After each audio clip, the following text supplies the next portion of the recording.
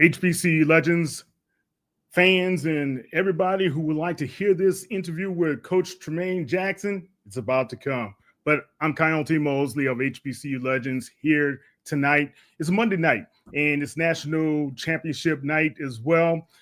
Coach Sampson is going for his 800th win should he defeat Florida tonight in the national championship game for the men. So let's stand behind him on helping those guys at the Houston Cougars defeat the Florida Gators. Sorry, Florida fans.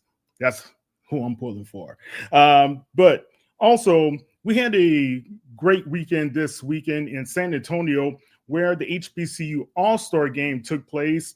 Travis Williams, he brought his fourth installment of the game for the men, but he also added for the first time ever the women's portion. And both of the games, guys, were very, very good games. And if you see here, the women of Team Laney, that's for Yolanda Laney, and Team Hoskins for Patricia Hoskins. Both of those guys are legendary female HBCUers. Laney, she played for Cheney, and she won championships there. Hoskins was the all-time leading single season scorer, and she did it before they introduced the three-point line.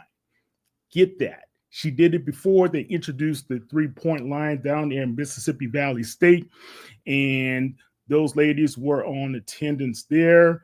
It was a great show.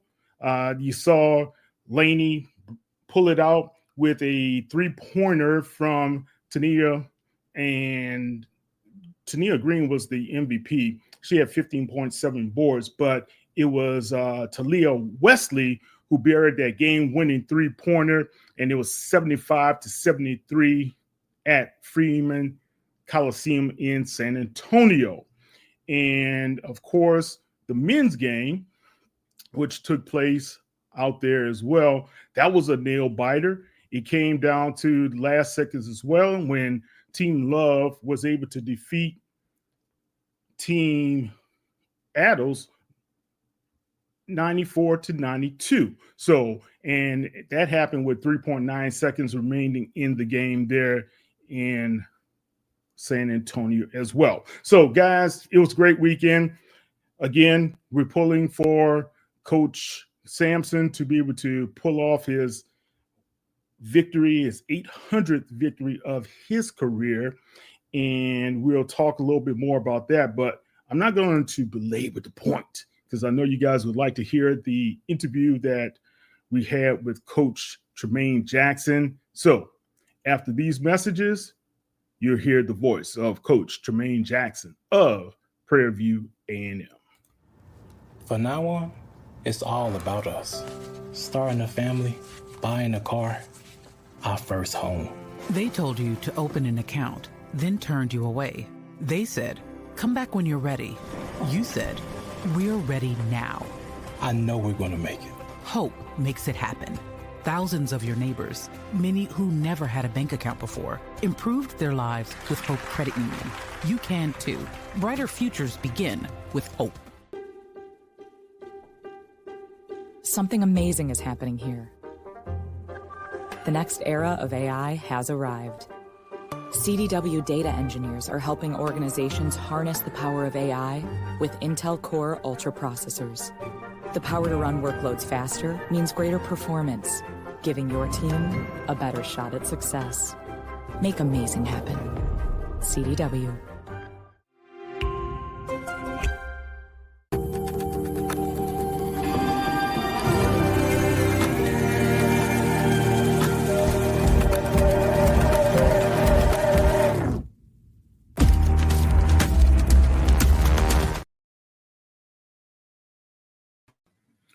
HBCU Legends fans, it's Kyle T. Mosley here with, we're bringing this to you guys because I've been wanting to get this coach on with us for a while because I know and I can feel what he's about to bring to PV. It's none other than Coach Tremaine Jackson. What's going on, Coach? Oh, man, Kyle, I'm doing well. How about yourself? Man, hey, Saturday, we're kicking it, but we're going to make it happen, right? That's it. That's yeah. it, man. Look, you guys had to reschedule your scrimmage, and I know it was due for yesterday around 4:30 in Prairie View. How did it go? It went well, man. You know, that Houston weather that I got to get back accustomed to. We really thought we would have had a big turnout today if we had kept it at 11, but then the weather started kind of getting bad on Thursday, and they canceled some softball games. And anytime they start canceling other sports, we certainly didn't want to change it. So we changed it. Ended up not even raining today at 11 o'clock, man. So it still worked out, though. We were able to practice yesterday. Had shout out to the fans that did come, man. We had some students and quite a few fans that showed up on the hill at 4:30 to watch us work. And I thought our kids had a really productive scrimmage, probably about an 85 play scrimmage, man, that we were able to get a lot of key evaluations and just see how they've grown throughout the spring. And that's good, man. Look, of course, Houston weather off and on. You never know what you're going to get. I always tell people, hey, look, when you talk about Houston, we get 4 seasons in one day sometimes. You never know. So, look, I was due to come up there as well, but got delayed. But I'm going to tell you one thing. You've been bringing a lot of energy and a lot of passion. I was glad that you said a lot of the fans were able to still be out there to support. And I'll ask this question to you like I asked at the press conference. Why was this the most important? Well, why was this important for you to accept this position at this stage in your career? Yeah, man. You know, I've been here 3 months and I still been getting that question, right? So I think I got the perfect answer for you worked up now. Okay. There's nothing like being at the right place at the right time. I thought that right now was the right time. I thought that Prairie View A&M was the right place. But then when you add the right people, it makes things go even better. And so, man, I was really excited about our AD Golf. I was really excited about the vision of our president, Dr. LeGrand. And I just thought that they wanted to make Prairie View A&M an elite FCS football program. And that's what I wanted to do. I was tired of nickel and diming and doing the small college circuit. Right. I wanted to coach Division I football. I wanted to do it at a place that had a vision to give our young men and our young women within our program an elite football experience, and that costs. And so does winning. And so I wanted to be with the right people that wanted to do both. And I wanted to be at a place that offered a great education. And I wanted to be at a place that had a strong alumni base so that when we started winning, because you gotta prove yourself to the people. When we started winning, that all of those things can start working together. Prairie View A&M was the right place at the right time with the right people. And then the cherry on top is that I'm from Houston. And as I look back into the history of this program, I'm not sure if there's ever been a head coach that's from Houston. And so we get really excited about that, because when you're from Houston and you're from Texas in general, man, football is different for us than it is everywhere else in the country. True. And you better know the right people, else you ain't gonna get the right list. And so we felt like it was the right place, right time, right people, and then being from here just made it an opportunity that we couldn't pass up. Yeah. And I recall you speaking about some influential people, especially from Houston, especially I think it was your high school or junior high school coach who was a Prairie View graduate, right, and spoke very highly of the institution. But you also have some ties to Texas Southern as well, right? Mm-hmm. One thing that I thought was great for you is to be able to give honor to both institutions and, you know, kind of solidify that, hey, I acknowledge your presence, but now I'm here at PV. Yeah, yeah. You know, when I played there and coached there, I learned a lot. I learned a lot as a student there. I certainly learned a lot as a football coach there. Um, you know, the philosophy of transfer portal and things of that nature. I started that there. I helped get that going there. Um, some of the things that they've been able to come out of and use in recruiting to this day, we helped start while we were there. And so that's just part of the profession. That happens. That happens at OU in Texas. That happens everywhere, right? And so Yeah. I do have an appreciation for being a player there and then being a coach. Make no mistake now, they fired us. And so that is a deal to where that's always stuck in the back of my head too. And as a competitor, man, you always want to show why what shouldn't have happened, what happened shouldn't have happened. Right. And Right. so, but also, and I mean no disrespect by this at all. I've been at both places.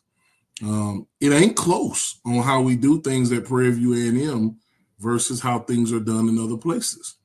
The alumni basis ain't close. Really? It's strong here at Prairie View A&M. And I've always had an admiration for Prairie View A&M's alumni base and how they go about their business. And even win, lose, or draw, they show up and they support each other. And people that graduated from Prairie View A&M, they love Prairie View A&M. That's not the case. Yeah. Down the city. So I've seen it, but you know, for me, having the opportunity to be at both places and now being in the current situation that I'm in, no doubt, man, we're going to be prepared to win all the games, especially the first one. Okay. I want to stick on this point. And this is a point that, Ralph Cooper from KCOH.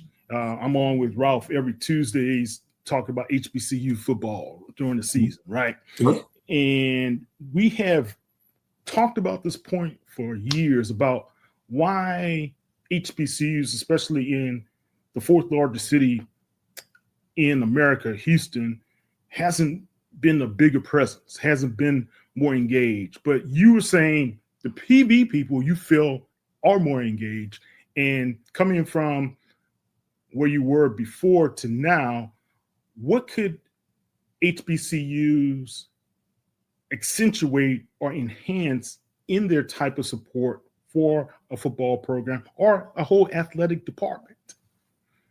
Yeah, I catch a lot of flack for saying this, but I'll just be honest with you, Kyle. Like, we got to stop isolating ourselves, man. And I love the fact that Prairie View A&M is an HBCU. I love the fact that I'm an HBCU guy. Yeah. But man, there's a whole nother world of football out there. And we isolate ourselves within the athletic realm, especially so much until we're not really as respected as we should be on the other side of the tracks. And how do I know that? I just came from the other side of the tracks. Sure did. And I've recruited against other SWAC schools with lesser scholarships, with lesser fan base, with lesser pageantry, but the football was different. I don't know why it's like that. I don't know how it got like that, but it's like that. Right. And we need to understand that we offer a great brand of football. So stop putting HBCU football in front of the name and just say we're college football. College football. And so I think we're our own worst enemy when it comes to that. And Black folks don't want to hear that. We so want our own so bad until we put HBCU in front of it, when all we have to do is go in the stadium. Actually, we have 65,000 people on campus at Prairie View A&M for homecoming, but we don't fill up a 15,000 seat stadium. It doesn't make sense. It's mind-boggling. I was there this past year, the same thing. So go in the stadium, and then we would be a normal college football operation instead of a HBCU football operation. Yeah. We shouldn't have to hire or wait on people to hire a celebrity before we go in the stadium. We should go in the stadium because we love our school and because we're supporting the young men and women a part of the football program.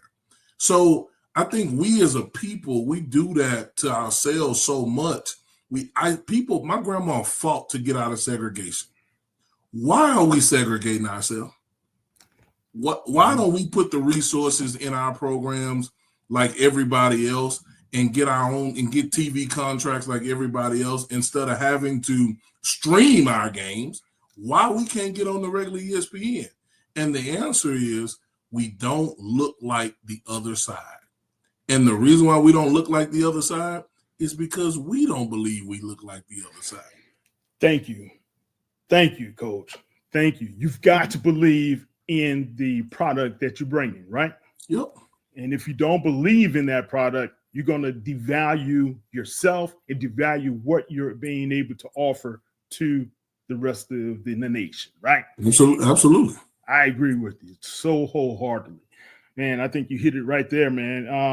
But the isolation part is one aspect. But when it comes to the football part now, that's something you have excelled in. And I'll be honest with you, I thought you were a candidate for the TSU position last year, to be honest, before Coach Dishman was able to land it. But they went a different direction. Why, now that you are at Prairie View, you can feel a different energy there, a different sense of that? Now we finally feel like we got something or someone who can be able to take us in and get us over that hump. Yeah, Kyle, I'll be honest with you, man. I'm no better football coach than anybody else. I got a lot of respect for people that sit in these chairs of head coaches and are responsible for these programs. And so I don't know why the energy is different, but I will tell you, Tremaine Jackson is not for everybody. Okay. Tremaine Jackson is really about student-athlete experience. Tremaine Jackson is really about being an elite FCS football program. And sometimes, Kyle, it's easier for you to not go with a candidate because he might ask you for too much that you're not willing to give. Now, I don't know what the situations are when people make decisions. I've been through several. This is my 18th head coaching interview in my career. When I interviewed at Prairie View A&M. Prairie View A&M and Tremaine Jackson aligned. And so, and I'll say this, it's far better to remain mediocre and not be bothered than to become elite and it rearrange what you're used to. Right. People don't like change. Everybody wants change. People really don't like change. And that's not just with players. And so when you're trying to change a program, what I know that I am is a program builder. And when you're trying to change a program, all the furniture gets moved. And not a lot of people want you messing with their furniture. The thing for me here at Prairie View A&M is AD Golf and I aligned on there need to be some furniture moving. Yeah. We needed to get some things moving. He and Dr. LeGrand aligned on what it needs to look like. I'm only adhering to what AD Golf's vision is. He's adhering to what Dr. LeGrand's vision is.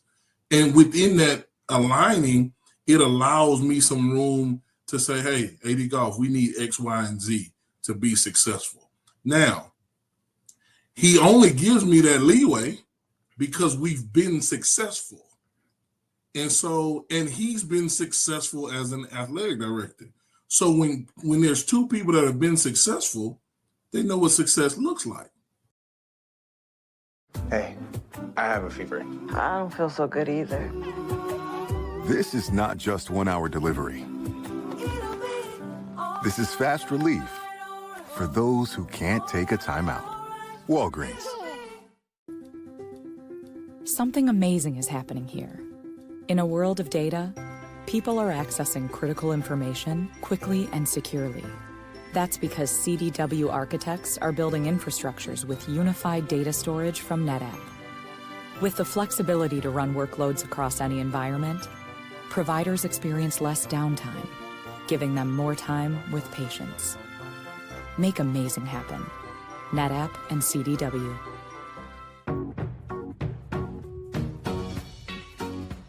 This is not just delivery. This is knowing even superheroes can use a sidekick. Walgreens.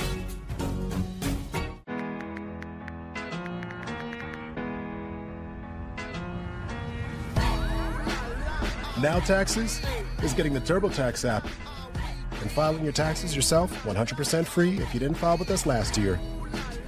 Pay $0 when you file by 2/18. All tax forms, all 100% free. Now this is taxes. File free in the app by 2/18. When you switch to TurboTax, do it yourself.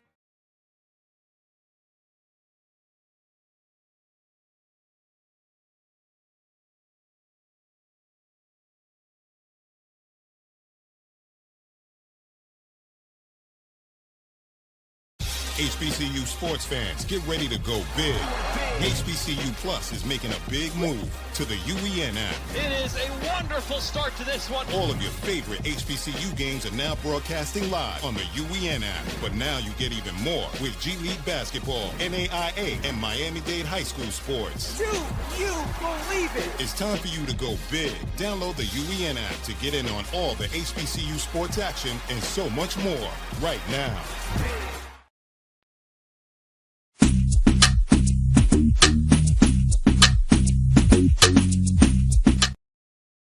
And they know that the road to success.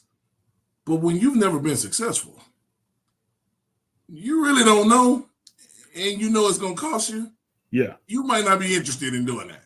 Yeah, so it's easier to just keep firing people, but nobody gets it right. And what my grandma told me a long time ago is everybody ain't lying on you. And so I wanted to be at a place and with people that understood, man, there's going to be some furniture moving going on. We're going to have to get it right. But once we get it right, not only are we setting it right for now, we're setting it right forever. And long after Tremaine Jackson is away from Prairie View, whether they run me out or I leave on my own, the program's foundation is right. And so the next person can build off of it, and the program will always be known for winning instead of being known for being 0-80. All right. Instead of being known for being mediocre. Wow, man. You've been saying some bars there, and some not only bars, but they're facts. Coach McDowell was a good coach, great person as well. When I spoke to AD Golf, he felt he needed somebody to be able to get them to that winning point. And you just said you believe you're on that track. So what is that foundation you're bringing to PV to be able to say we are already on that track, especially after only months on the job? Yeah, so we're the Prairie View A&M Panthers, man. But we have a dogmatic mindset. All right. And we're bringing a level of discipline, a level of obedience, and a level of grit that not only this place hadn't seen, a lot of people haven't seen. And what I mean by that is everybody thinks we're always just talking to the players. Oh, the players need to be more disciplined. You as a fan need to be more disciplined. You need to come in the game and stay the whole 4 quarters. Say that one more time. Yeah, the fans got to be more disciplined. The donors got to be more disciplined and not donate with intent to control. And so everybody has to be more disciplined. It's not just a player problem. It's a bottom-up problem, right? Like it's everybody. It's so hard to win a championship, man. It is extremely hard. And Kyle, man, we won at the last place I was at with the lesser of everything. But in people's minds, we were on top. We weren't fully funded. We didn't have the best buses. Mm-hmm. We didn't have no gear. We had to beg, borrow, and steal to get a football. When I got to that place, they only had 6 footballs. Wow. And so, but in people's mind, we were elite. So how do you make things that appear elite really elite? There's a discipline that goes with that. There's a discipline in myself saying when we order certain things and when we go about aligning things up it has to match up with the vision of the overall athletic department. There's an obedience that goes with it. Everybody has to submit and comply with the authority for the greater good of the organization. I submit and comply when AD Golf tells me something. Yeah. I don't have to agree. It's not my job to agree, whether I agree or don't. It's my job to submit and comply with the vision for the greater good of the organization, and vice versa when it comes to the people that fall under me. Everybody has to submit and comply. You might not like it, but this is the way it is. I want Gatorade. I don't want water. Well, that's not how we done it. Man, I want Gatorade. It's just give me Gatorade. Don't tell me what you've done. Right. Just give me the Gatorade. Yeah. And so last but not least, man, there's a grit that goes along with it. And grit is simply passion and perseverance for long-term and meaningful goals. And here's where we go wrong. People think I care about them being tired. I don't care about you being tired. There's a passion and a perseverance that comes with winning. Right. And so our players have to have it. Our fans got to have it. Our coaches got to have it. Our administration has to have it. And when we do it correctly, we get the result we want. Because here's what we're not trying to do, Kyle. Anybody can win a championship one time. Anybody. Right. You can catch the right stride, the win, knock over the game-winning field goal, and you mess around and win one time. Can you win consistently? Can you win year in and year out? Why do people talk about Alabama under Nick Saban? Because every year they was going to win 10, and That's knew it in August. Right. You knew it in August. There's nobody that you can say that about in HBCU football. There's nobody. You don't know that. You don't know in August that somebody's going to win. It's up for grabs right now. I want to be the team in the program that when they cut the grass August 1st, you know them Panthers going to be somewhere playing in December. That's the passion that we have. But there's a perseverance to get there. Right. It's a year-round job. Right. It's not just an August to December job. It's a year-round job, not just for players, not just for coaches, but you can't be a fan just in August. You can't be a donor just in August. Right. You got to be a donor year-round. Yeah, year-round. You got to be a fan year-round. Coach, you said something that I learned a long time ago with my old band director. Discipline, determination, desire, but you got to have that tenacity as well. Absolutely. You can't be willing to just give up easily when things get a little bit tough. Yeah.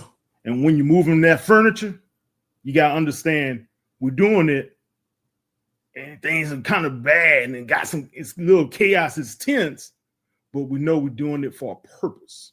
And we got to get on the same page, right? Absolutely. Absolutely, man. And it's hard. Yeah. It's hard and it's very uncomfortable. Very, especially for those that have been in certain spots for long periods of time. It's uncomfortable. Gotcha. Here comes a guy talking about we're going to win in year one. And like they said at the press conference you was at, I hear you talking that big talk. Well, raise your hand if you won 25 games in the last 2 years at a place where that might or might not be good enough. Right. And so we don't talk big talk. We're as humble as humble pie, but we do understand that our processes work. We're very confident in our processes, and all we need to do is let the players play, coaches coach, administrators administrate, and fan. And if everybody does that, we're all good. We're going to be there. We're going to be there, man. And you, like I tell them, you might be mad at me, but when we win the championship, you're going to pour water on me and want to kiss the trophy too. So just start getting your lips puckered up because the trophy's coming. Love it. Love it. You've got to have that determination. You got to have that focus and belief in yourself as well, right? Challenges always have presented themselves, especially when it comes to recruiting, but you have always been listed as one of the best recruiters out there in the market. Have you faced many challenges, or are you on track to where you want to be early on in this process of building the winner in the championship team over at Prairie View? Yeah, I think we've taken the correct step forward, but it's an ongoing process. These days in time, man, on Monday, this House settlement on April 7th is supposed to come out. That's going to change the trajectory of what we know today as college football. I do think we're prepared to fight and compete on a level because of our AD and his efforts even before I got here. And so we are in a different space than what we probably would have been in 2, 3, 4, 5 years ago with the things that are looming in our game. As far as recruiting goes, I'm never going to be satisfied with where we are in recruiting. Never. Recruiting is kind of like this line on my beard, man. If I don't look at it every day and make sure it's straight, it'll start to look bad after a while now. And we want to make sure it's straight. It's straight. And so we won't know what we are until the end. We won't know if we've done a really good recruiting job until we hold up the trophy. We hold up the trophy, we did a hell of a recruiting job. We don't hold up a trophy, we did a bad recruiting job. And so that's just how we look at it.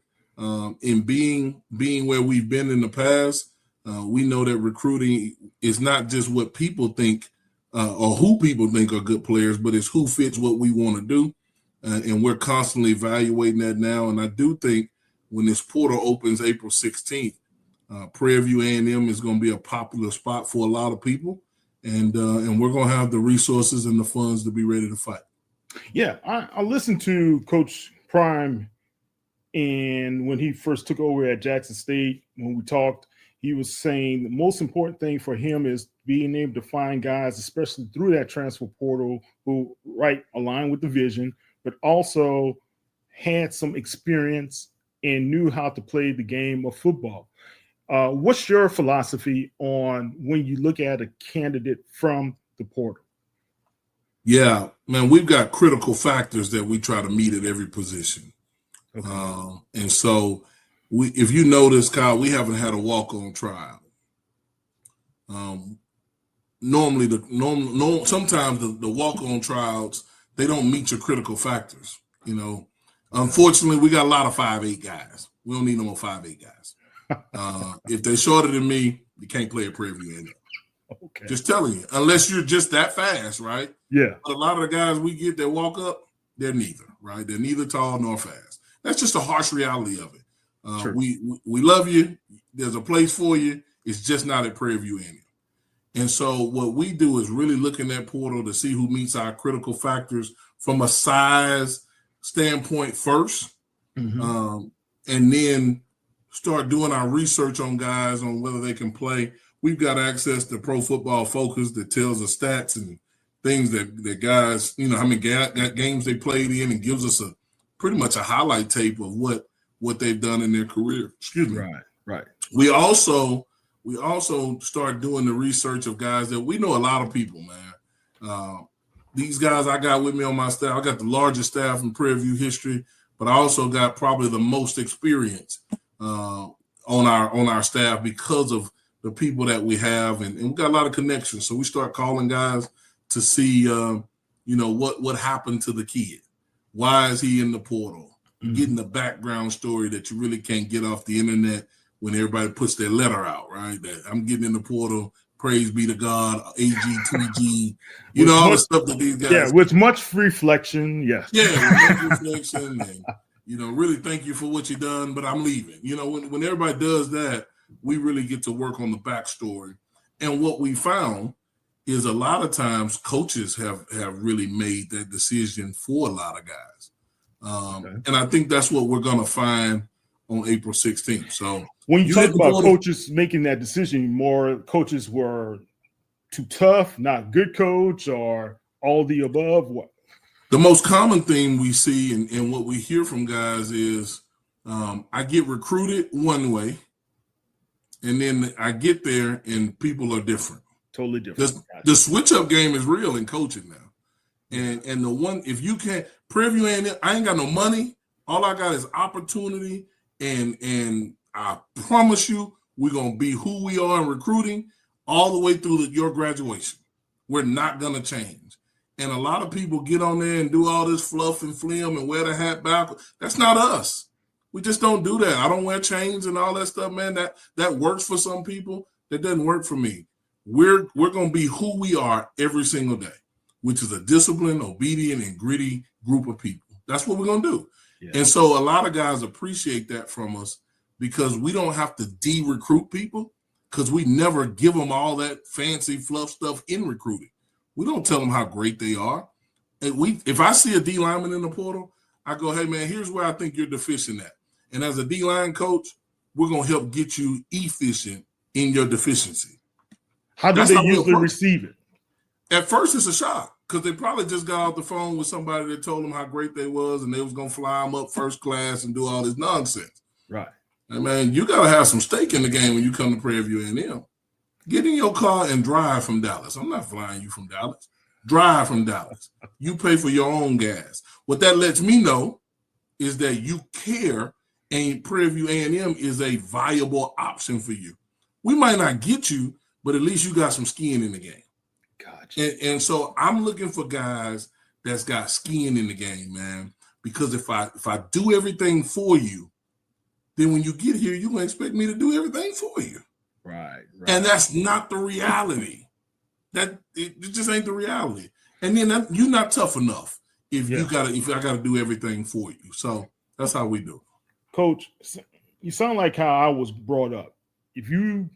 My dad was going to give you everything. You're not going to be entitled here. Not in the Mosley household. You've got to be able to work. Yeah. And look, man, I miss games. I miss everything. Hey, I told you to work first. That's the most important thing. And I love what you're saying, but these days, these kids are enamored with NILs, right? Has that been an issue for you, and how do you navigate through it? Yeah, one, let me say this. Prairie View A&M football can fight with NIL. We have some things NIL-wise to fight with. So that's a plus because a lot of people don't think Prairie View A&M football can fight NIL. We can compete with the best of them NIL-wise. Okay, good to hear. But here's what I'll tell you. With the transfer portal, because we are a transfer portal football team. That's who we are. We're not going to run from that. We're not going to hide from that. That's who we are. The guys that we're looking for in the portal, I want them when they want opportunity. I don't want them when they want to get paid. I want them when they're trying to prove that they can play, like they said. So here's what we tell them. Go over there to get paid. Come here when you're ready to win and you're ready to prove that you are who you say you are. Wow. Don't come here to get paid and then you miss weights and I can't do nothing about it. Now that's not it. Come here when you're truly ready to compete for a national championship. Not the Meineke Bowl, but a national championship. And when you're ready to prove you are who you say you are. And so what people say is, Kyle, well, do you get that kid? The answer is yes. Because when you challenge a kid, a competitor, on a competitive level, he'll respond. But when you challenge a coward on a competitive level, he'll bow out and he'll go take the money. That's right. And so I'm not saying I'm against NIL. I'm not saying I don't want kids to get whatever they deserve. What I'm saying is if it's about that, more than the opportunity to prove who you say you are, I'm not interested. I ain't interested. And so really the kid that we get, he probably done went to an SEC, Big 12, whatever school, got paid. He already got the challenger.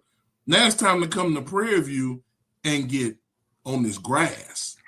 That's what time it is. Bring your challenger, put all your stuff in the back, and come get on this grass. And so you can go get money long term.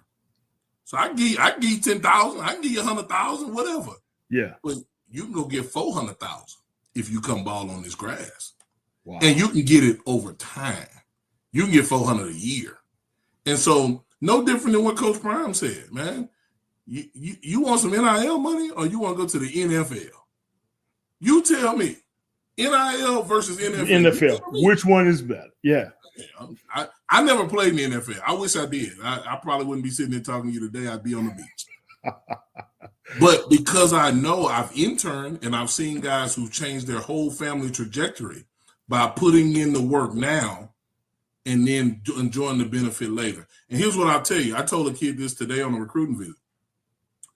Prairie View A&M is like retirement, right? It's like what people think about retirement. You do all your work on the front end, and then you can retire. So you come in our program, do all your work, and then, man, you play well enough, you'll give yourself a shot. We got 2 guys in the league right now that just signed new contracts, so it can be done from Prairie View A&M. That's right. It can be done. Yeah. But what most people want to do is retire without doing no work. Now Taxes is getting the TurboTax app and filing your taxes yourself 100% free if you didn't file with us last year. Now this is Taxes. File free in the app by 2/18 when you switch to TurboTax Do It Yourself. November is American Diabetes Month. And while nearly half of us have diabetes or prediabetes, every story is personal. There are stories of strength. Every day is different, not one day is the same. Hard work. No es tenerle miedo realmente a la enfermedad, es saber cómo combatir la enfermedad. And heartbreak. When she passed away, it was because of diabetes. But no matter your diabetes story, we fight for you and to find a cure. Join us at diabetes.org. No charger?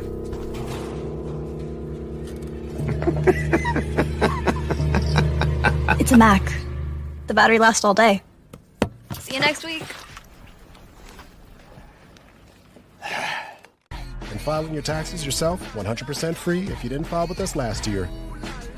Pay $0 when you file by 2/18. All tax forms, all 100% free. Now this is Taxes. File free in the app by 2/18 when you switch to TurboTax Do It Yourself. Happy birthday, Dad. Happy birthday. I got you something. We said no gift. We had to get you something. Thank you, honey. I got you this. Did you do this yourself? Yeah, I had a great teacher. Happy birthday. I love you. I love you too. Love you. Thank you. This is from me to you.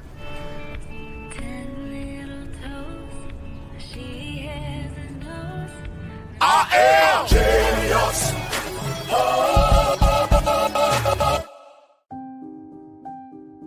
Something amazing is happening here. Climate researchers are weathering a data storm.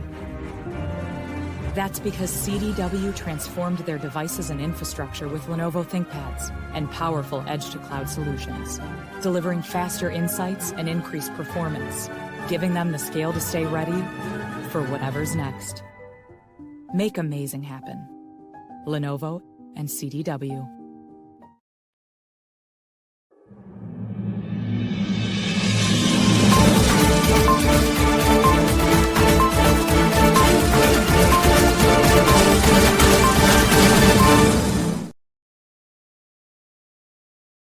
Yeah, they want the, how you say, the thrill of and all the glitz and glamour, right? Yeah.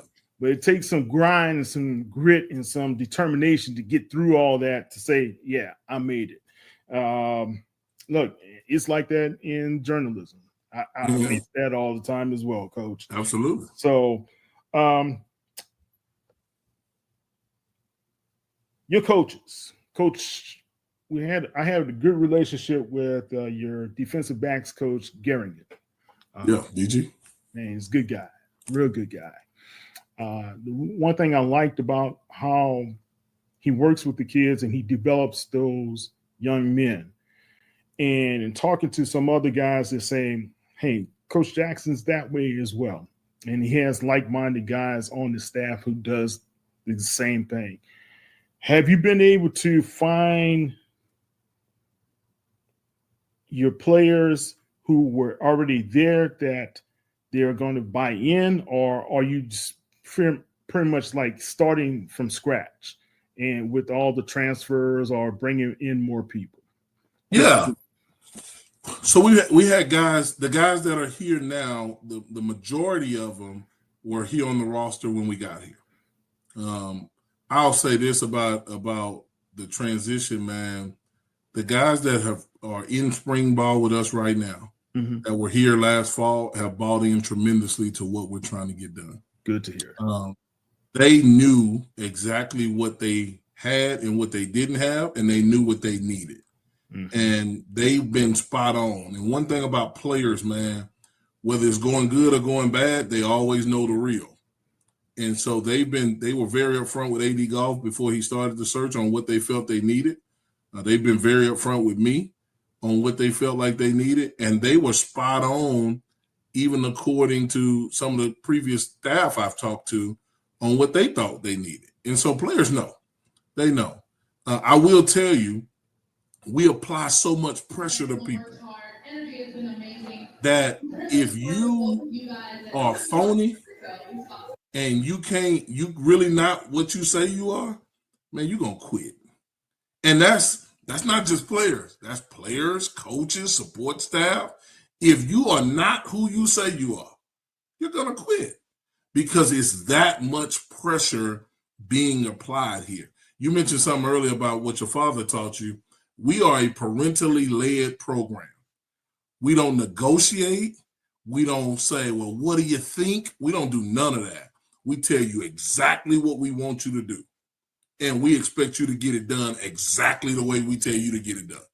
And when we recruit guys, I tell their parents, you told them to take out the trash? Yeah. Did you ask him or did you tell him? Oh, I told him. All right, that's what we're going to do in football.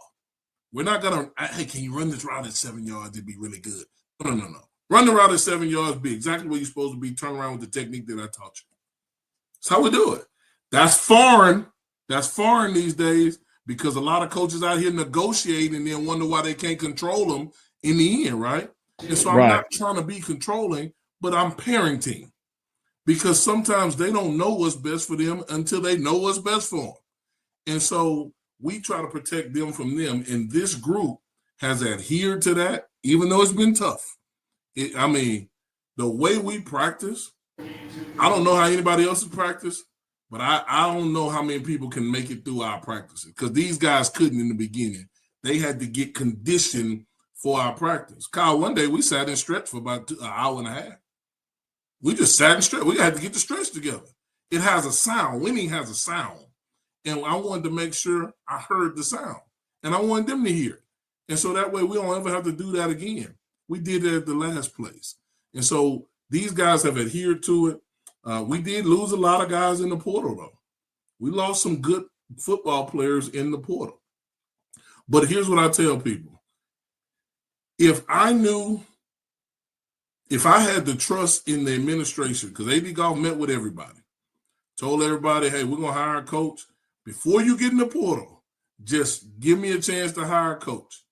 If I really respected the place I was at, I would have gave him that opportunity. The guys that didn't give him that opportunity, they shouldn't have been at Prairie View A&M anyway. And looking at some of the guys that left, they might have been good players. They wouldn't have made it. If they left before they knew what was happening, then the amount of pressure we was going to apply to them, they would have folded. So it was better for them to go to the places that they went to. Because, man, our program will break you. It will break you because we're not willing to negotiate when a lot of people are. Well, Coach, what can you do for an old guy like me? Because I think I need to suit up. You know, I was originally recruited by Prairie View. I should have been a part of PV, but I went over to Morehouse. Everybody make mistakes. No, I'm messing with you, man. I'm messing with you. You got some eligibility. See our compliance officer. We taking all comers. Anybody that's got some discipline, obedience, and grit, we interested. All right. Talk about, is it too early to talk about your quarterback situation and some of the other special things that people love to hear around this time? Yeah, man, we're playing with 5 quarterbacks right now. We brought 2 in Tyler Nelson and Blake Murphy when we got here. Deuce was already here. Barrington, he was already here. Lucas Coley and Cam they were already here. So we got 5 guys in that room. I would venture to tell you we're gonna put a 6th guy in that room because we absolutely love the competitiveness that has to happen in that room. When people ask me who the quarterback at Prairie View A&M is gonna be, it's really simple. The quarterback at Prairie View A&M for me is going to be the guy that takes care of the football and has won the football team. Because people will not follow somebody that has not won them over. They might not like them. They might not like their ways, but if they won them over by the way that they go about their business and how they study, and if they're wanting the same greater good that they want, they'll follow. And so we have yet to see that, and we won't see it. We're not expecting to see it until August when we get in fall camp. And so we'll get 2 weeks out from the first game, and we'll make a decision on that. If you look at my track record as a head coach, we've always done that when we had new quarterback changes, and we've always had successful quarterbacks because I think it's the way we go about getting them ready and making them compete. And so those are I do like where those guys are right now.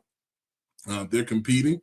A couple of them had really good scrimmage yesterday, and so we'll keep charting and grading and see who comes out on top, and then who comes out as the second guy, because you're gonna get to your second string quarterback as half the conference found out a year ago with all the quarterback issues that went on in this conference. And so yeah, that's true. So we got to make sure that second guy is ready to go as well. All right, talk about last couple of things. Let's talk about if you had to have some guys listen to this video between you and I, and if you are talking about some positions that you'd like to solidify or get solidified or get some new blood into those positions, what will some of those positions be that these kids may want to reach out and touch you? Yeah, man, you listen, I'm a D-line guy. I want all the D-linemen in the world, but I want the D-linemen that really want to be great D-linemen. I want the D-linemen that love the drama and the action of hitting another man in the face and getting off a block and chasing a tackle down. And I want the D-lineman that wants to play D-line at the next level. And so if that's you, come get coached. We need wideouts. Or let me say this, we want wideouts. We want wideouts in a major way because we plan on putting that ball in the air. We plan on putting that – it ain't no secret, man. We run an air raid offense. We're going to put that ball in the air. And here's what I know in HBCU football, the trumpets stand up first. When that receiver running wide open, the trumpet player go, oh, let me get ready. And he stands up first. And we want the trumpets to stand up a whole lot. So we need some wideouts. We want guys that's going to go up and get the ball, but we got to have O-linemen. We absolutely got to have them every which way, but we don't want sawed-off O-linemen. We want long 6'6", 6'7", 6'8" guys that have an aspiration on getting drafted. Not just playing on the next level, but getting drafted. And if you look back at where we've been, there's a right tackle for the LA Chargers that played at a school with only 900 people that we recruited, and he was 6'7", and now he's kick sliding in the NFL. We know what it looks like. And then for me too, man, that corner and that safety, DG does such a great job with those guys. Him and Coach Anderson, our defensive coordinator who handles the safeties. We want guys on the back end that want to be ball hawks. Again, man, you just I don't like saying Google us and all that stuff, but you got to look at where we've been and put yourself in that success realm, right? We've had guys with 19 picks in 2 years. I don't know nobody in our area right now that has had that. Even in the past. 19 in 2 years. Yeah, guy had 19 picks in 2 years. He went 10-9. And so we've coached that. We know what that looks like. This system. You set the gold standard for your business. Your website should do the same. Wix puts you at the helm so you can enjoy the creative freedom of designing your site just the way you want. Want someone to bounce your ideas off? Talk with AI to create a beautiful site together. Generate on-brand content, images, media, and simply change or fine-tune any of it along the way. Whatever your business, manage it from one place and tie it all together with a personalized domain name. Gear up for success with a brand that says you best. You can do it yourself on Wix. Allows you to do that.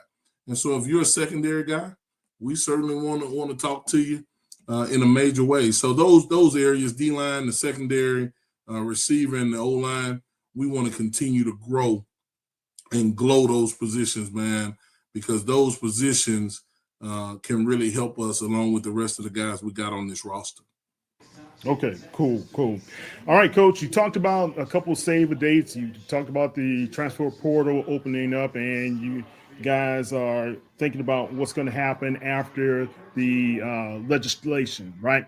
But what are some of those special dates going ahead that we need to be paying attention to about your program? Yeah, so April 17th is the next one, man. It's our spring game, spring scrimmage. Really haven't decided what format we're going to do, but what we like to see happen, it's a Thursday night before Good Friday. We know a lot of people don't go to work on Good Friday. We like to create a mini homecoming environment on that Thursday night, starting with our students. We did this on a Thursday night for our students, and everywhere I've ever been, we've had the spring game on Thursday night so we can increase the students. I want a student section to be the best in the SWAC. We're going to get a new section in the stadium for our students so that they can be closer to us and so that they can be rowdy and really, really make the noise that I think college football has in the environment of college football. And so we need the students to show up, but we also need the people that's typing and watching podcasts to come on down 290 and get on this hill with us on that Thursday night. After that, man, we kind of go silent for a little bit. School has to finish up with finals and things of that nature. We bring our players back on Memorial Day, and then we get to work, man. It's 8 weeks of putting the head down to get going. And then we bring our guys to camp at the end of July. And after that, the next few dates that'll be important, we'll release those, but it'll be the second week in August and third week in August. We'll kind of have our mock game and our open scrimmage. I'm really big on having some open scrimmages for the fans because we close practice all week. And so having some open time, kind of like some taste testing. When you go and taste test something, get a chance to see it. You might not get the full thing, but you get a chance to at least get your eyes on it. And what I know about us is we nosy, right? So we want our people to come out and be nosy, not have to wonder, not have to chatter. Come see some of the guys that we got coming and the guys that we'll have in camp so that they can get this August 30th game promoted because that's the date. After the spring game, man, the date is August 30th. It's my birthday, but most of all, it's the day that we come off this hill. Yeah. And I told everybody what was going to happen when we come off this hill. Yeah. And so it's date where either I'm telling the truth or I'm telling a lie, but you got to buy a ticket to come find out. That's right.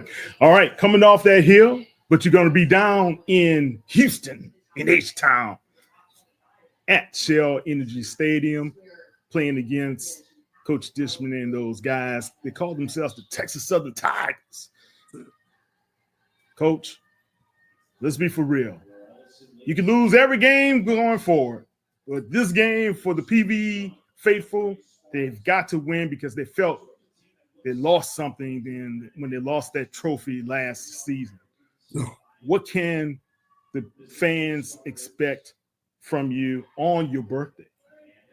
Even before my birthday, the fans can expect for me to tell them to donate to our Excellence Fund because it costs to win.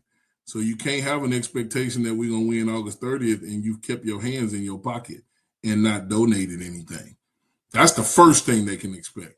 But the second thing they can expect is when we bring this team down to 90 and get into Houston, we're going to be a prepared football team that's ready to play a complete football game in a disciplined manner. And I would be telling you a story if I told you that we weren't going to make mistakes, if we weren't going to have some issues. But I will tell you, it is with the full intent of my soul for us to play extremely well and execute at a high level and play with high levels of enthusiasm and leave Houston with a win. But the win is not so much because it's Texas Southern. It's because it's the opportunity that we have to start off our journey together in a setting of me being the head coach, this staff being in place, AD Golf and I going into a competitive situation for the first time together. That's more important to me. Our kids playing for one another. I'm looking for those things. If we do those things the right way, our fans will be able to celebrate. But as soon as that game's over, when we're successful, we're going to get ready for the next one, because that's what we do in college football. And I want to be very clear on that. We celebrate rivalries. We're excited about them. But once the rivalry is over, y'all can talk about it. I'll never speak of it again, because we have to continue to get ready. We treat compliments and criticisms the same. And so whatever happens is going to happen. We're going to line up and get ready for the next one. But we are extremely excited. I've never been in that stadium. I've never been in it. So as a former player, I'm excited. But I'm even more so excited to walk in there in this purple and gold, man, and see what we're going to do as a football program. All right, Coach. Love it. All right. Tell everybody how they can find you on the World Wide Web. Yeah, all my handles are the same, man. Twitter, Instagram, or X Instagram, and those things, man. It's at Coach Jack 212, at Coach Jack 212, and then on Facebook for the older crowd, my mama crowd, it's just my name, Tremaine Jackson. I'm only on Facebook because my mama on Facebook. But for the people that are in her grad class and a little bit older that might not know how to work the other stuff, my name is there. We try to, in PV AMU football _ is our handle on Twitter or X there, and then PV AMU FB on Instagram are our handles there. We try to do a lot on social media to try to keep people engaged with what we're doing, and our media team does an extremely good job. Full of students. We don't have a full-time media person. They're students. They do a really good job of getting out, so we're really excited about that. So I would be remiss if we didn't talk about our social media networks. Great pictures. If you guys haven't seen those videos as well, early in the morning pictures. That's what I love about it. Early in the morning, those guys are putting it out there, and they are promoting the Prairie View Panthers football team. Love it. Keep up the great work, Coach. And, I'm going to be down there. Tell them don't turn me around at the gate. They used to always do that to me. They say, that's Mosley. Get him out of here. No. You're more than welcome. Tell them I told you to come. They'll let you right on in, man. It's been a pleasure, man. I really appreciate the time to talk about our program and just sports in general, but appreciate the job you do and the coverage that you provided for us. Yeah, definitely. As Bernie Mac would say, hey, now that you're part of the HBCU Legends family, you can't get rid of us. You are here, and we are part of you as well. We got so much similarities as well. My dad was a Q, and I was about to be a Q until I had to kick my brothers off the campus. That's a different story. But other than that, man, I appreciate everything that you've done, and I look forward to seeing you this summer and chatting up with you once more. Okay? Kyle, always, man. I appreciate you. Go Panthers. All right. That's Coach Tremaine Jackson of the Prairie View Panthers. Check them out, guys. Thank you, Coach. Take care now. Appreciate it. Have a good weekend.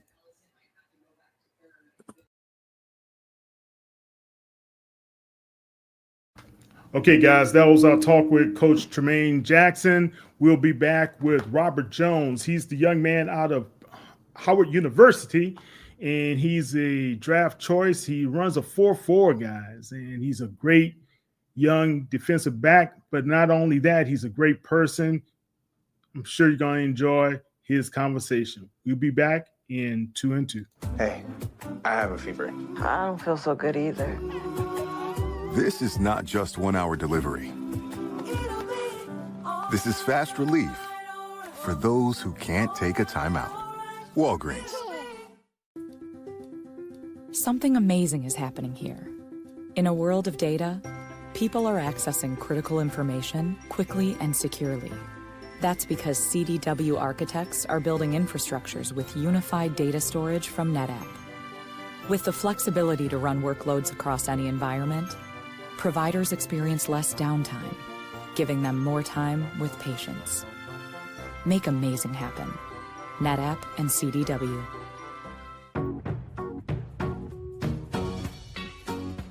This is not just delivery. This is knowing even superheroes can use a sidekick. Walgreens.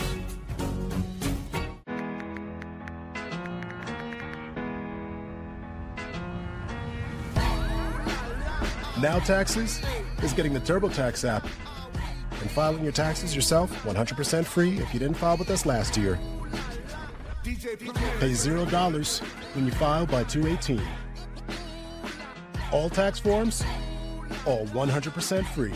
Now this is taxes. File free in the app by 2/18. When you switch to TurboTax, do it yourself. All right, guys, it's Kyle T. Mosley of HBCU Legends, as well as the Black Sports Insiders. I'm here with a future draft choice of whomever would decide to make the smart choice and select this young man. I let him on the program, even though he's a Bison, even though he went to Howard, but he held it down in that defensive backfield. Kenny Gallup Jr., as well as a couple other guys. We're here with none other than Robert Jones III. What's going on, Robert? Yes, sir. Yes, sir. Thank you for having me, man. Glad to be here. Oh, well, it's good to have you. You've been very diligent in following up with me, and I appreciate that. And I just wanted to be able to give you a chance to be able to talk your story, as well as let people know who Robert Jones III is. If you guys didn't know, Robert was a part of that Bison class. You guys went to the Celebration Bowl last season, season before last, and you guys had a very good year that year. This year, you had wasn't quite the year that Coach Scott and you guys wanted, but you still played very, very well. And we want to focus on that as well. Before we talk a little bit further with Robert, make sure you go to HBCU Legends on all of our social media channels, as well as follow up with us on YouTube as well. All right, Robert, talk to us. Who is Robert Jones III?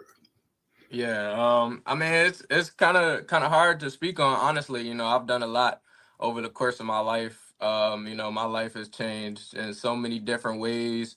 You know, growing up, I grew up in the PG County area in Fairwood. You know, both my parents, you know, raised me well. I grew up doing kung fu. I didn't even play football. Yes, sir. I didn't play football until the 5th grade, and so up until that time, I was, you know, I thought I was gonna be a ninja or something, trying to be one of the kung fu greats. I ended up getting my black belt in the 6th grade. I was the youngest in my kung fu school to get my black belt, and then you know after that, you know, that's kind of when the football dream started kind of pushing me a little bit. Shoot, I really didn't even know that I wanted to pursue football fully until I got to high school. Because, you know, that's when I was like, okay, I'm actually pretty good at this. Like, I can actually do something, you know? Yeah. And so, you know, get to high school, you know, at DeMatha, you know, I was honestly, truly, and this really has been the course of my career, really, my whole life, was you know, I never really was, you know, the star, the one that everybody kind of looks at, you know, everybody, oh, yeah, who's that? But, you know, I always have a way of making my way and making my presence felt, you know, eventually. And so, you know, my junior year, had a good junior year, then COVID hit, you know, kind of put an end to, you know, really my football season in high school. Didn't have a senior year, ended up committing to Howard, and then, you know, getting to Howard, putting my head down, going to work, ended up starting my last game of my freshman year at Howard. And then ever since then, it's been all about the work and, you know, just putting it on the field every year. Well, that's quite a move that you guys made. What was it about your game that Coach Scott saw that he felt he can trust in you your sophomore year? So really, I don't know. I mean, really, I've just always been like a, you know, confident guy, confident player. What a lot of people don't know is that I actually got recruited to Howard to play receiver.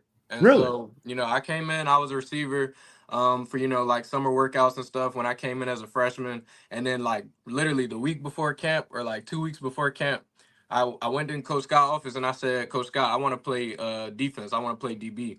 And so that was something I had been, you know, training a little bit towards the end of my high school. But like I said, I had no senior season because of COVID. So I had really never really played DB in a game yet for except for like 2 or 3 spring games at DeMatha. And so I went to him, I said I wanted to play DB. You know, just crafted, got after it every day in practice, got after it any chance I could during the games. And then finally, the last game of the season, they gave me a start. I had a great spring, great spring football session with Howard, and then I asked him, you know, to transition. I changed to number one, and then from there on, kind of created my legacy in number one at Howard. Wow. Wow. You know, a lot of guys have made that transition from wide receiver to defensive back. What was it for you that made it kind of seamless? For me, it was just I had a pretty high IQ. I feel like at receiver, which also helped me on defense. So like when I first transitioned to DB, I had a real good understanding of like just route recognition and just understanding like okay, holes in the zones. Okay, the quarterback's gonna try and throw it here because we're in cover two. So now I know I got to think a little bit more to take away this window because when I was at receiver, I'll be like, okay, how do I set this DB up so that I can get to my spot easily. So it's just always like a constant, mental game for me, honestly. Even to this day, I feel like that's one of the most important parts about playing DB and just, most important parts of defense in general is just like film study and knowing what they're trying to do so you can stop it. Yeah. I love wide receivers. I love defensive backs. I love running backs. Those were the three positions I always loved to play as well. So kudos to you on that. This past year, you were named the 2024 preseason All-MEAC third team selection, and also you are part of the HBCU Legacy Bowl. Talk about that Legacy Bowl experience, because when I had a chance to talk to guys like Robert McDaniel from Jackson State and Herb Mulligan, they really loved their time there. What made it so special for you? Yeah, it was a special experience down there, most definitely. Being able to get around those guys, other guys who are the best players in HBCU, and then not only compete with them on a day-to-day basis, but then you spend all that time off the field with them, and you really start to bond and get to know people from different areas, different schools, start hearing their experiences, share experiences, and then we're doing it all in New Orleans, which is such a great city. Definitely had some great food down there, some great entertainment. After the game, we were able to go out on Bourbon Street a little bit and just hang out there. So it was a good experience, man. Just being able to play great competitive football and then also build some bonds off the field too. Oh man, well look, you speaking my language. That's my hometown. New Orleans, Louisiana, born and raised there. I was due to be at the Legacy Bowl, but unfortunately we had a death in my family. I couldn't be able to attend. But Doug Williams, James Shaq Harris, every year they put on a great showcase to be able to feature young guys such as yourself. Now, a lot of the scouts don't have a chance to really get to know. Yeah.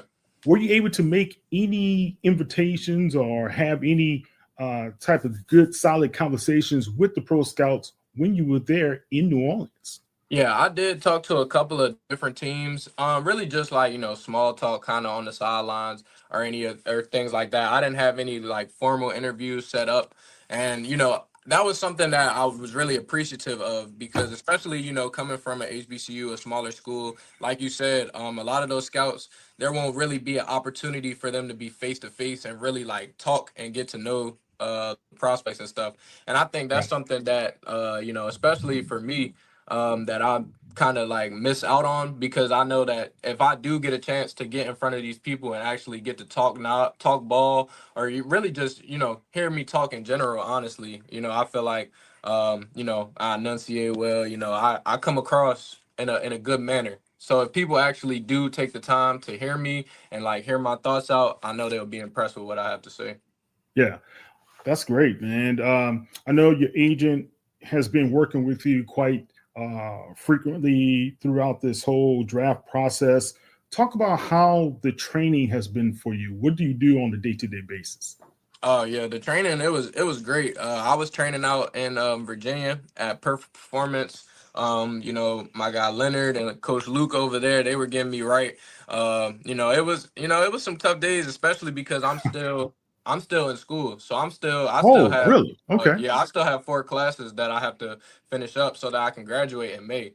So I used to have to get up at 6 in the morning, drive over to the facility. I'll go work out over there from about 7:30 or 8 to basically like 12, and then I would turn around and I would have a class at Howard, so I would have to drive from there over to Howard, and then go to class at 1 p.m. and then I would have another class at like 3 p.m. And so I was doing that Monday through Thursday, and then still going to work out on Fridays and Saturdays. So wow. Yeah, it was a grind for sure, but it was most definitely worth it. I appreciate all the time that I got to spend over there, and I appreciated, all the knowledge and stuff that I learned from them, and it definitely, helped out and, helped me out on pro day as well. Yeah, that's pretty good for you to have that dedication, what you were able to do. Before we go into the pro day, talk about what's your major. I'm a business management major. Yep. So I'll be getting all right. bachelor in administration with a management concentration from Howard in May. That's what I like to hear. A student athlete graduating, getting that degree, having that diploma in your hand, something you could be able to use to lay the foundation for your future growth as a professional in whatever you do. If it's not football, whatever you have the opportunity to do. So I love that, man. Now you went through your pro day. How was your performance there? I was extremely grateful for the pro day opportunity. Just because, at the HBCU combine, I felt like my numbers didn't particularly display who I was completely. Okay. It was kind of a quick turnaround. I had started training in, January, at the beginning of January, and the combine was essentially, in the beginning of February. So only having a month, to really go and train and then try and get the numbers right. It was just some things technique wise that I had to clean up a little bit, in some of my runs and stuff like that. So it was really a blessing to come back out at pro day. I was able to run in the 4.4s. I was, time anywhere from 4.45. Yes, sir. Yeah. Yeah. I ran one scout had me at a 4.45, and I think the other scout had me at a 4.5. So they just average it. That's how they do it for the pro days. So they put me at a 4.48 officially. So I was able to run in the 4.4s. That was my goal. Really, I actually ended up getting a little banged up down at the Legacy Bowl. So when I came home, I was actually doing rehab when I came home. So I wasn't able to train. I was doing straight rehab. Got to it and was able to, get still healthy. hit a 4.4. And still hit a 4.4. Yeah. And it's like, that wasn't even, if I'm being 100% honest, that wasn't even 100%. So I was, before pro day and all that kind of stuff, I was aiming for 4.3 when I first started training, shoot for the stars. So, who knows? If I was healthy, I might have hit that, but I'm not complaining. God is good. He allowed me to go out there and run and, just put it all on the line. So it was a good day for me on pro day. Man, excellent day. Yes, and I'm proud of you on that. Were you able to, now you say you had to rehab, was it a lower body injury, upper body injury? Yeah, It was a lower body injury. So we were doing one-on-ones down there at the Legacy Bowl, and a guy, he had kind of fell on my knee, and I had sprained my MCL. And so they were saying 4 to 6 weeks. I didn't even know if I was going to be back in time to do pro day, because our pro day was five weeks from the date that I got hurt. And they were telling me 4 to 6 weeks. So I'm like, man, I don't know what's going to happen. It was kind of up in the air. I really didn't even start back running again until the week before we had pro day. And I was still able to, go out there and put together some decent times. Still put up 14 on the bench press, jumped to 38 vertical. So, I was still able to go out there and put together some good numbers. Hold on, man. You got that type of hops, you jump in 38 vertical. Yeah, facts. Yeah, I was shooting for a 40, man, but I'll take whatever God allows me to do, man. I'll take it. Trust. Well, congrats on that, man. Look, I guys, if y'all don't know, hitting close to 40 inches is a feat for any ball player. Basketball player, football player, it doesn't matter. That's quite good as your vertical, man. So congratulations on that one, man. I appreciate it. Okay, talk to me about right now. You are setting yourself up for the draft, right? Yes, sir. Let's say things don't go quite as planned as far as being a part of the draft. would you consider being an undrafted free agent? Oh yeah, most definitely. I mean, I understand, especially what comes with being really a FCS prospect in general, but HBCU prospect on top of that. I mean, Yeah. I know what comes with that. Honestly, you kind of get overlooked just off the basis of where you went to school at, honestly. And so, I mean, even at an FCS school, it's kind of like that. And so it's like you have to push really hard to even get drafted in the first place. So with undrafted free agency, that doesn't scare me in any way, shape, or form. I'm no stranger to adversity. If people that really knew my story, like, it's been a lot. And I still made it happen every time. So that's the mindset that I Okay. have. I don't let anything hold me back. I don't let anything that anybody says about me, their views, whatever. It doesn't matter to me. As long as if I get an opportunity, I'm 100% confident that I will make it happen. And so that's really all that I can control. I control what I control. If somebody wants to draft me, that would be a blessing, like a super blessing. But if somebody doesn't want to draft me and they would rather bring me on as an undrafted free agent and see what I have in that light, then I'll go out there and give the same effort that I would if I was to get drafted. Now Taxes is getting the TurboTax app and filing your taxes yourself 100% free if you didn't file with us last year.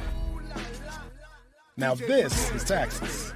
File free in the app by 2/18 when you switch to TurboTax Do It Yourself. November is American Diabetes Month. And while nearly half of us have diabetes or prediabetes, every story is personal. There are stories of strength. Every day is different, not one day is the same. Hard work. No es tenerle miedo realmente a la enfermedad, es saber cómo combatir la enfermedad. And heartbreak. When she passed away, it was because of diabetes. But no matter your diabetes story, we fight for you and to find a cure. Join us at diabetes.org. No charger?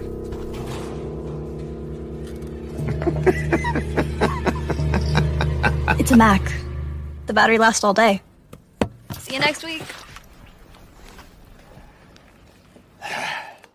And filing your taxes yourself 100% free if you didn't file with us last year. Pay $0 when you file by 2/18. All tax forms, all 100% free. Now this is Taxes. File free in the app by 2/18 when you switch to TurboTax Do It Yourself. From now on, it's all about us. Starting a family, buying a car, our first home. They told you to open an account, then turned you away. They said, come back when you're ready. You said, we're ready now. I know we're going to make it. Hope makes it happen. Thousands of your neighbors, many who never had a bank account before, improved their lives with Hope Credit Union. You can too. Brighter futures begin with hope.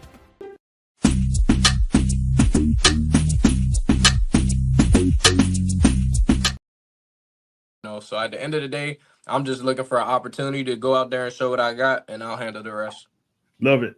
Great mindset. That's what you have to be, positive throughout all the whole negativity, or if it is perceived negative.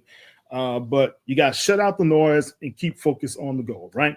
And what is it about you, Bison, that you guys do such a good job in the classroom as well as on the field? What does Coach Scott do for you guys to be able to get y'all to that point? I mean, I feel like it's really, I mean, of course there are little incentives and stuff. You might get a championship dinner if you have a good GPA and you perform on the field and all that kind of stuff. Yeah. If you did that for all 4 quarters, there might be a championship dinner at the end of the semester or at the end of the year or stuff like that. Little incentives like that. But honestly, I mean, I feel like it just comes down to the type of person that you are. Like, are you somebody who wants to, finish all the way through with what you started? I know for me personally, like, I started here at Howard to get my degree. All my family members and stuff, they encouraged me, like, yeah, Howard is a great school for you to get a degree from and that kind of thing. So, it was always important for me to finish my degree while also, still focusing on being the best football player and the best athlete that I could be at the same exact time.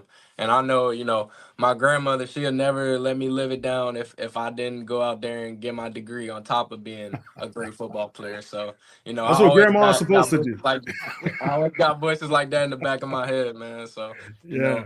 Coach Scott, I mean, honestly, it makes it easy. I mean, we got practice, at 3 p.m. You finish practice and you got the whole rest of your day to do your homework, do whatever you need to do, and really all the time before that for class, homework, and all that kind of stuff.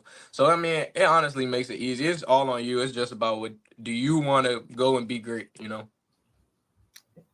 Interesting that you say that, because part of being great is being pretty well-rounded, right? Yep. And as far as what you have been able to accomplish, great. On the field is great. In the classroom, great.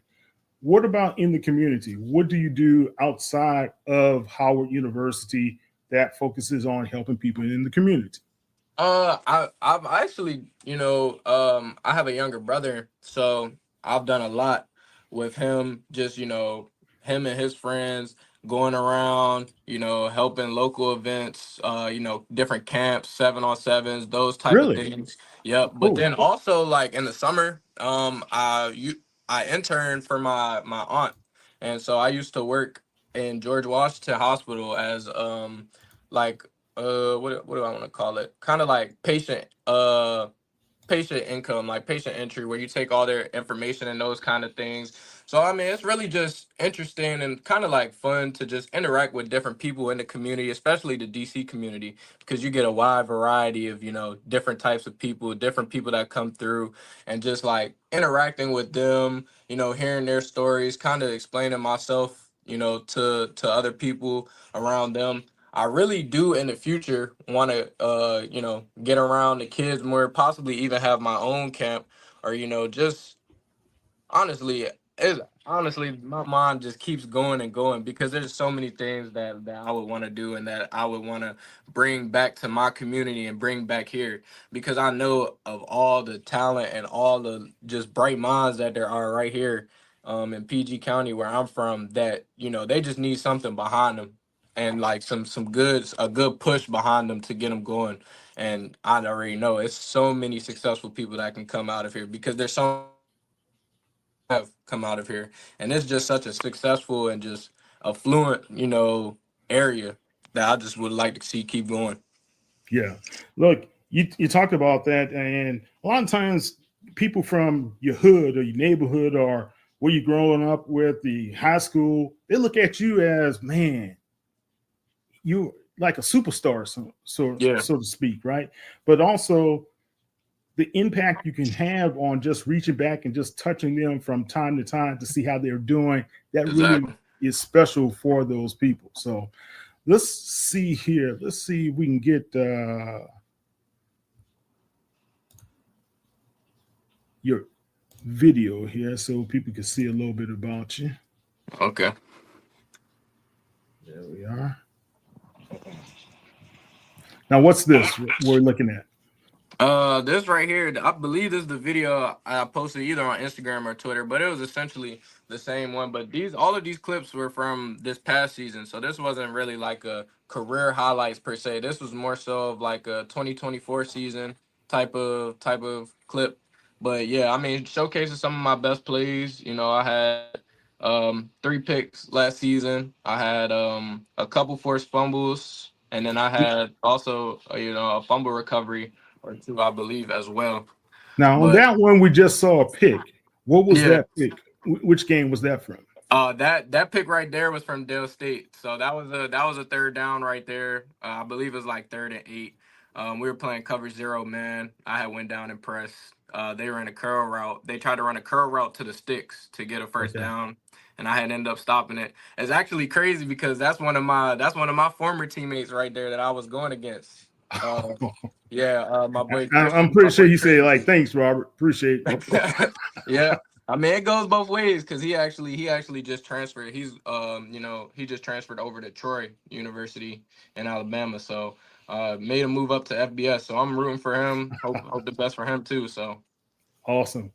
All right, there you go. That was a good pick there, Robert. Let's see. You got your dance routine down. Yeah. This against Little culture, NCCU. Yep. Yeah, that was North Carolina Central right there, a blocked field goal. And then this was another pick that I had in that Dell State game as well. 2. But, wow. Yep, had 2 that game. I believe this was a third or fourth down stop versus Tennessee State on homecoming. Acrobatic toe tap fumble recovery. Nice. You don't see that nice. often. Yeah. Yep. A forced fumble on the quarterback right there. But yeah, I would say it's crazy because it's like I just want people to see like my game as a whole.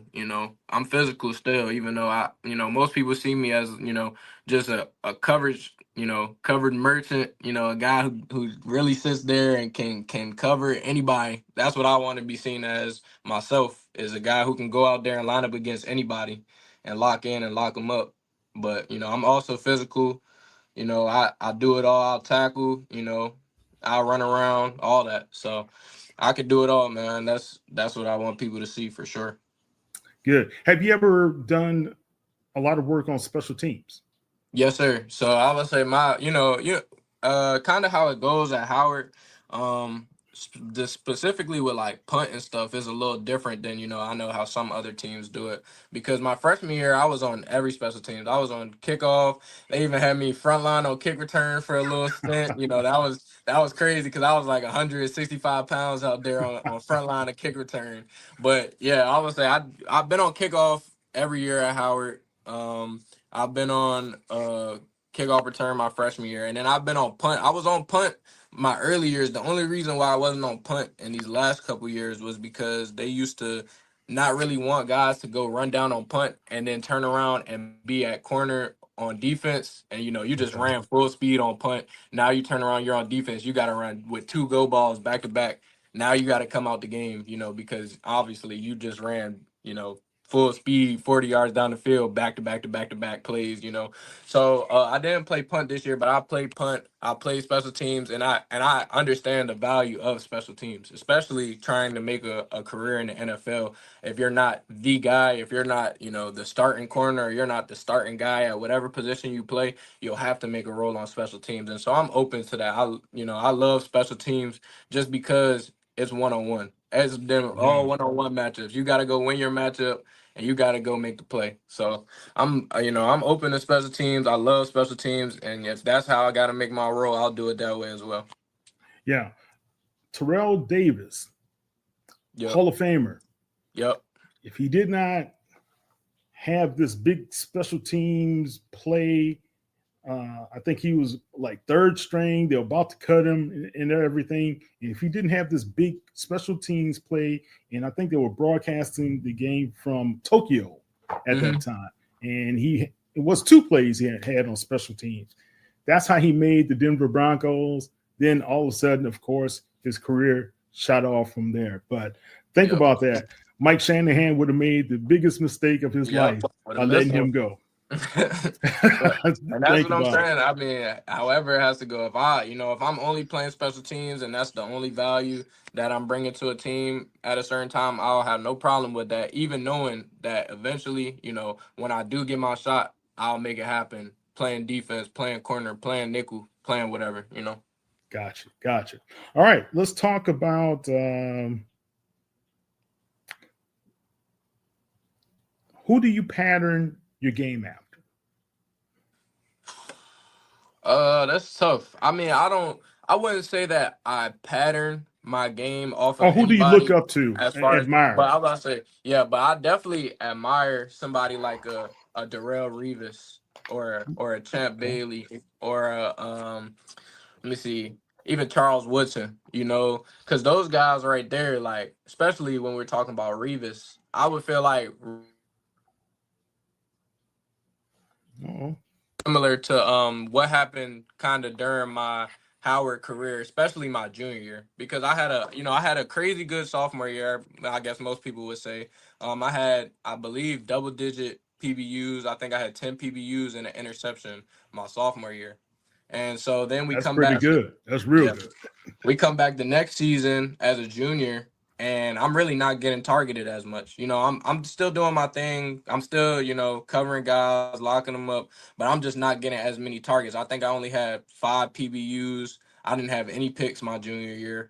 And so, you know, from the outside looking in, if you're not really keen on the corner position or like really knowing what to look for, it looks like, oh yeah, he didn't do anything that year. He, you know, he had a down year.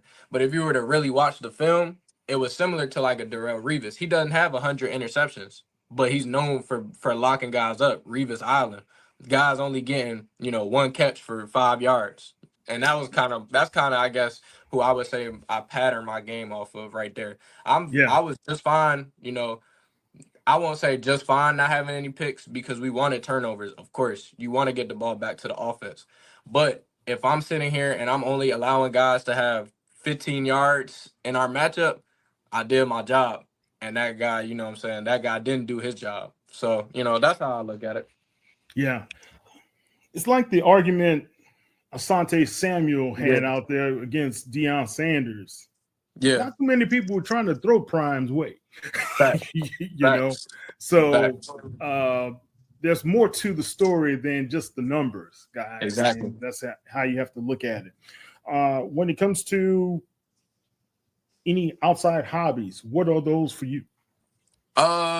Really just kicking back. Honestly, I do like playing video games. I'm a big NCAA college football guy now. I used to be a big Madden guy, but I like the NCAA. That's always been one of my games right there.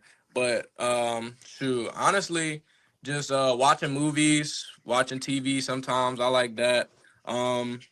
You know, going on walks sometimes just to clear my mind. We got a nice trail behind where I live now, so sometimes I'll just go on a walk or a jog, you know, just to clear my mind.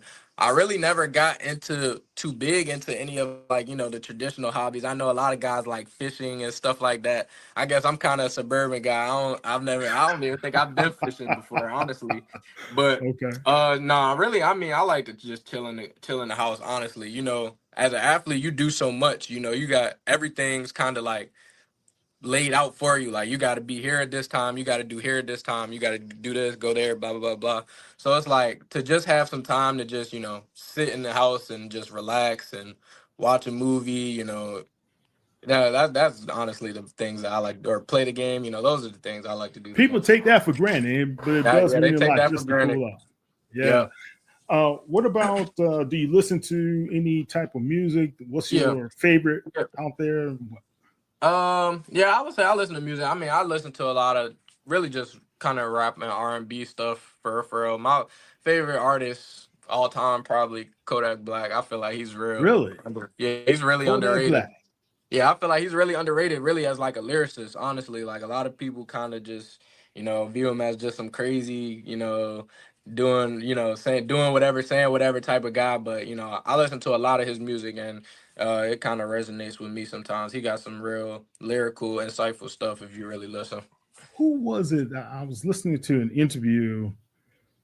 Was it LL Cool J or it was Ice Cube? They were talking, one of those guys, or Method Man, one of those guys who talked about Kodak Black and how well he puts his music together, man. So most definitely.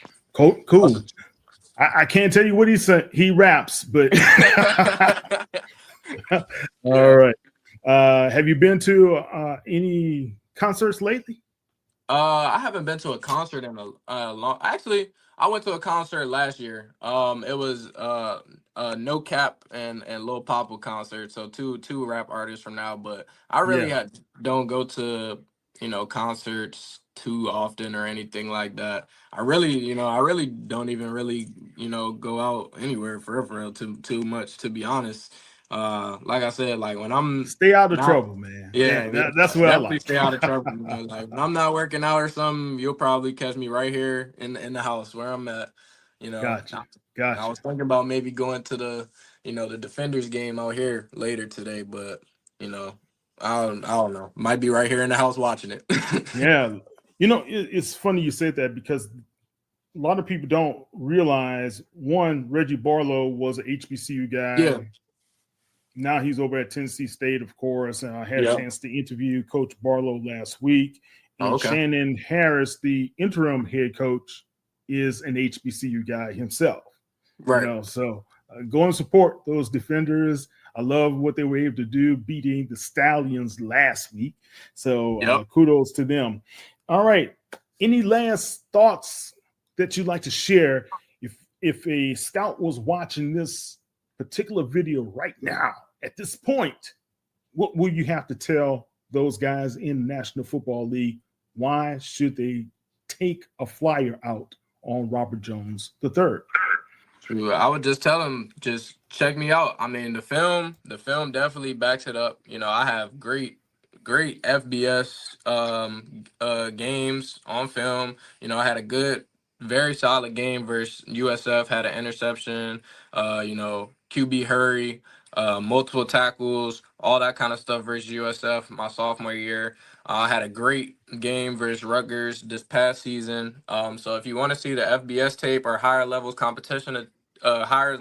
competition film, it's all there. I had a great showing at my pro day, ran fast, did everything I need to do at the pro day. And then on top of that, just you're getting a guy who's a great football mind, like really loves and studies the game. A guy that will sit there and break formations down, sit there and watch film and gain and pick up tendencies, all that kind of stuff from, D&D, split recognition, all that kind of stuff that you want to see high level guys do.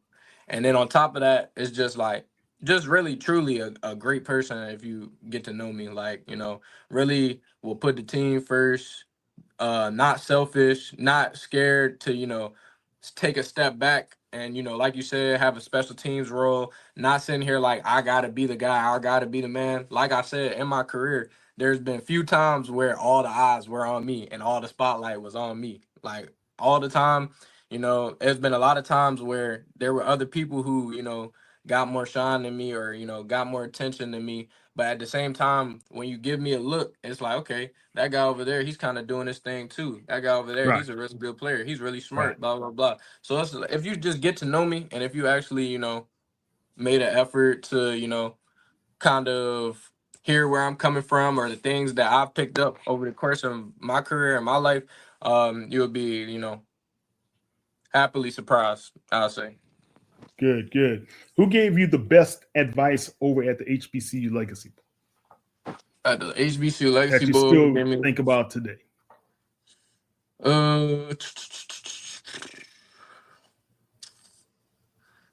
I would say it probably would have to be Coach Gerald from over at Morgan State. Just saying, to do because I guess there was kind of a little bit of speculation about guys opting out to not do some things at the combine or not do things at the Legacy Bowl and X, Y, and Z, and it was just like, this is when he said like, this is your really only chance to really get in front of all 32 teams, most likely, because we come from an HBCU and we may not have all 32 teams at our pro day or stuff like that, to go out there and just give it your all and then let the chips fall where they may. So that's the kind of how I approach everything that I do. Just go out there, give it my all, let the chips fall where they may. He said to me, he's like, you put everything on tape that you need to put on tape.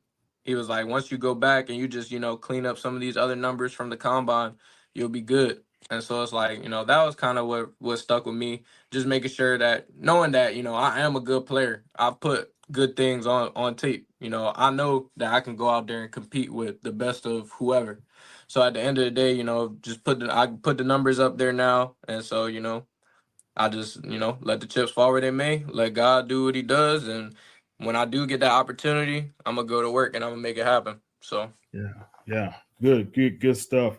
Have you and Mr. Gallup had a chance to chat it up recently about what's going on with your draft process? Yeah, for sure. I was just talking to Kenny not too long ago. So, he's been doing well. He's been hearing from a good amount of teams. We actually got another guy on my team that's been hearing, his stock has been going up crazy, especially because who's that? Xavier Robiu. I would say you definitely gotta check him out. He jumped to 43 at vertical at the combine and at our pro day. 43. 43. Yes, I would say, and he's that guy, man. We came in together. He plays free safety, number 12 at Howard, and then we got another DB, in our secondary that's also been hearing from some teams. Carson Hinton, number 2, and so we had a hell of a secondary, man. Our DB coach, Kaishan Jarrett, he's now the defensive coordinator at Howard. He got us right, and he's the truth, man. He he taught us the game from scratch.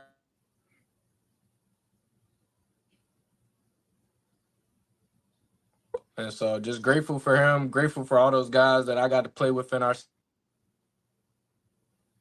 Howard, that are getting NFL opportunities now, even the ones on the offensive side of the ball. So it's just all been a blessing, man.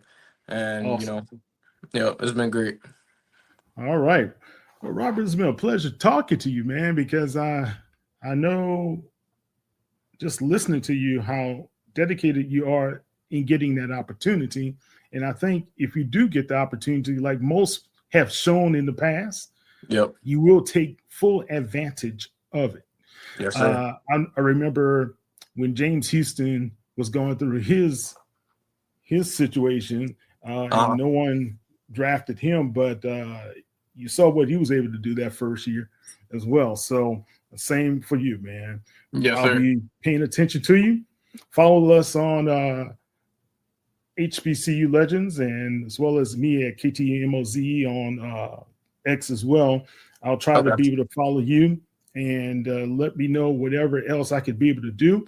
And I always tell people, now you're part of the HBCU Legends family. You can't get rid of us, no matter what you try. And I have a vested interest in trying to help you guys out because I really believe in HBCUs because I'm born and raised and it's in my blood as well. Okay. Yes, sir. I appreciate that for sure. I would say All I'll right. definitely be giving a follow and definitely encourage anybody who's watching this to give a follow as well. Yeah, if you know of any of your fellow teammates who'd like to be a part of their process and what we could be able to spotlight them, let us know how we can help them as well. Okay. Yes, sir. Sounds good. All right.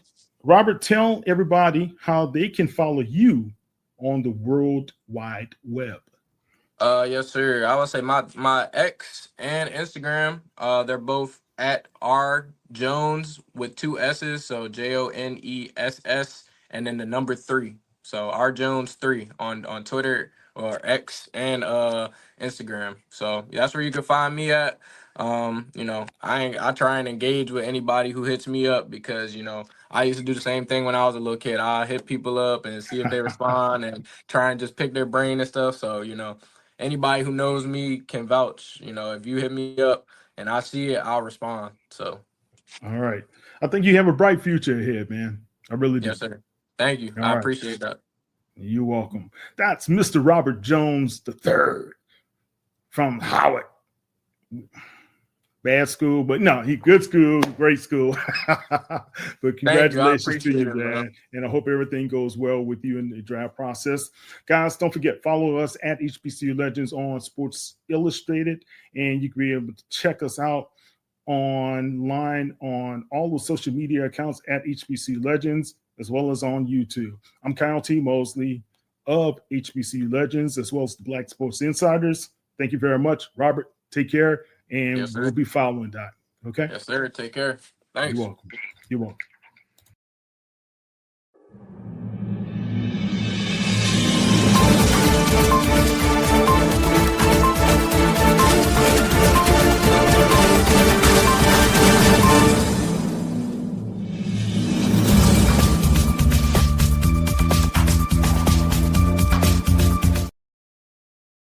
It's Ram Truck Month. Hurry into your local Ram dealer for great deals on the trucks built to help you drive your own story, like Ram 1500, Motor Trend's 2025 Truck of the Year.